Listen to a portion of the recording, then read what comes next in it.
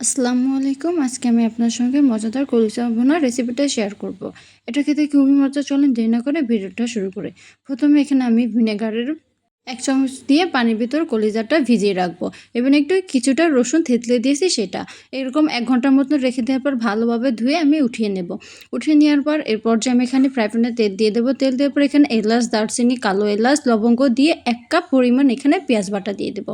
দেওয়ার পর ভালোভাবে ভেজে নেওয়ার পর এরপর যে আমি ধুয়ে রাখা কলিজাগুলো দিয়ে দেবো। দেওয়ার পর এটা ভালোভাবে নাড়তে হবে।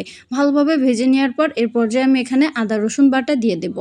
আদা রসুন বাটা দিয়ে ভালোভাবে নাড়তে হবে। যখন আদা রসুনের ঘ্রাণটা, কাঁচা ঘ্রাণটা চলে যাবে এরপর যে আমি ভাজা জিরার গুঁড়া, ধনিয়ার গুঁড়া এবং হলুদের গুঁড়া দিয়ে দেবো। আমি এখানে ধনে গুঁড়ার পরিমাণ একটু বেশি দিয়েছি। এরপর যে আমি এখানে মরিচের গুঁড়া এবং কাশ্মীরি মরিচের গুঁড়া দিব।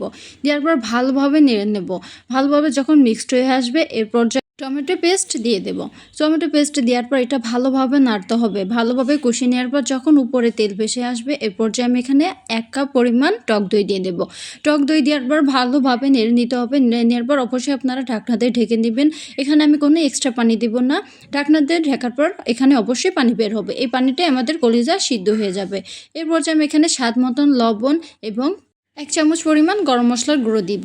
দেওয়ার পর ভালোভাবে নেড়ার পর এখানে কাসুরি মেথি দিয়ে দেব। দেওয়ার পর ১০-১৫ মিনিট ভালোভাবে নেড়ে নিলে এই তো আমাদের কলিজা ভুনা রেসিপি তৈরি।